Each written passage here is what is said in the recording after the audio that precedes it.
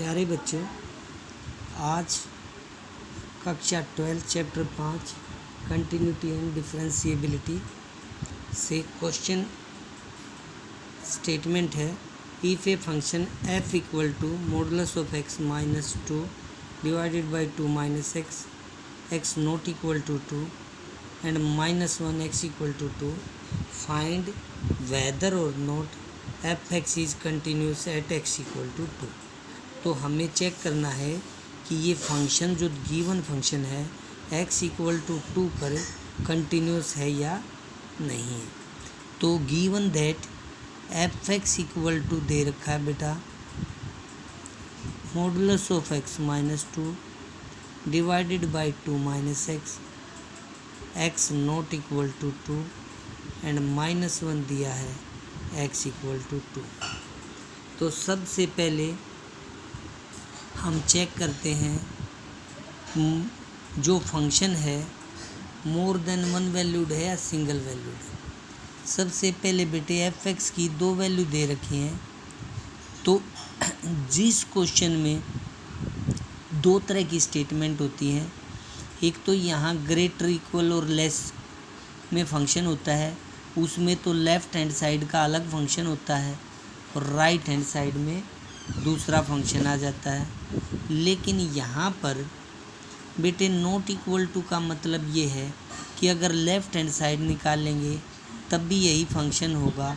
Limit का मतलब ये होता है x is slightly close to a but never equal to a।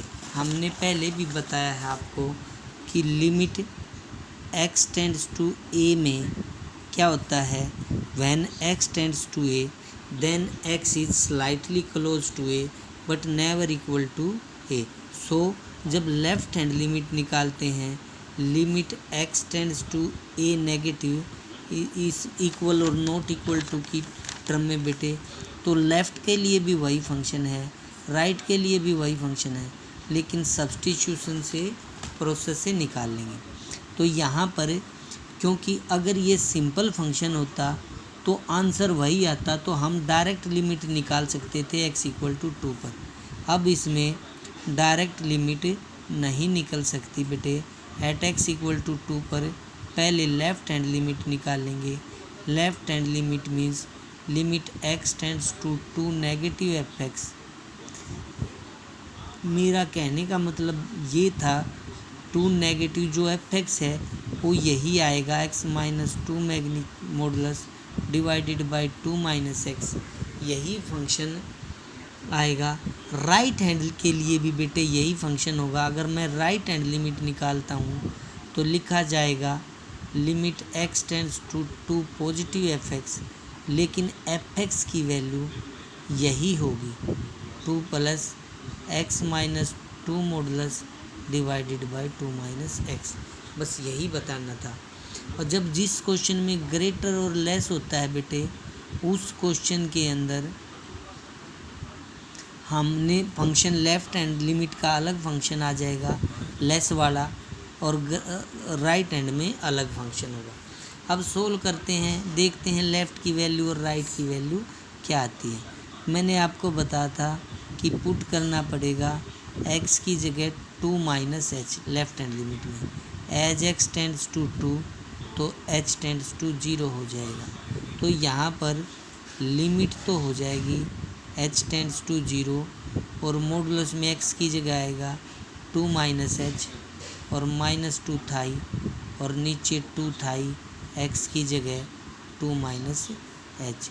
इसको और सिंप्लीफाई करेंगे तो ये आएगा लिमिट h टेंड्स टू 0, 2 से 2 कैंसिल हो जाएगा, मॉडुलस माइनस h बचेगा, यहाँ पर 2 माइनस 2 प्लस h हो जाएगा, 2 से 2 कट जाएगा, limit h tends to 0, minus h का मॉडुलस बेटे प्लस h होता है और नीचे प्लस h है ही, माइनस हट जाएगा। तो h से h कैंसिल होने के बाद limit h tends to 0, h से h कैंसिल होकर 1 बचेगा। अब इसमें h है ही नहीं, h की जगह 0 पुट करेंगे तो ये वैल्यू इसकी 1 ही आएगी। इसी प्रकार हम राइट हैंड लिमिट निकालते हैं। इसमें पुट करना पड़ेगा x की जगह बेटे 2 + h।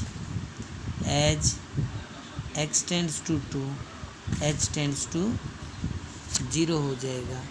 तो यहाँ पर लिमिट तो हो जाएगी h टेंड्स टू 0, मॉडुलस में 2 + h -2 और नीचे 2 - 2 + h। 2 से 2 कैंसिल हो जाएगा, ऊपर बचेगा बेटे h मॉडुलस, नीचे 2 - 2 - h।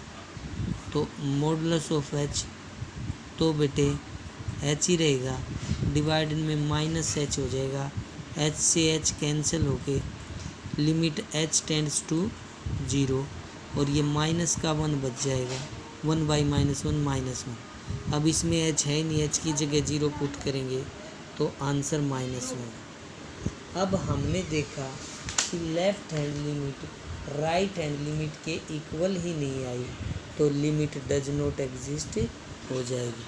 कि यहाँ पर लिखते हैं कि since left hand limit is not equal to right hand limit, किस पॉइंट पर, एट x = 2 पर। तो ये इम्प्लाइज कर जाएगा एज या सिंस, क्योंकि लिख देते हैं ना बेटे as left hand limit not equal to right hand limit, तो ये इम्प्लाइज कर जाएगा limit x tends to 2f(x) does not exist. अब जब लिमिट ही एग्जिस्ट नहीं करती तो फंक्शन कंटिन्यूस नहीं होगा इस पॉइंट पर, तो hence f(x) is not continuous या डिसकंटिन्यूस।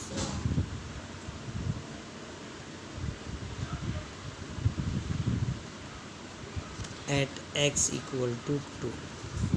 ये हमारा यहाँ पर आंसर समाप्त होता है।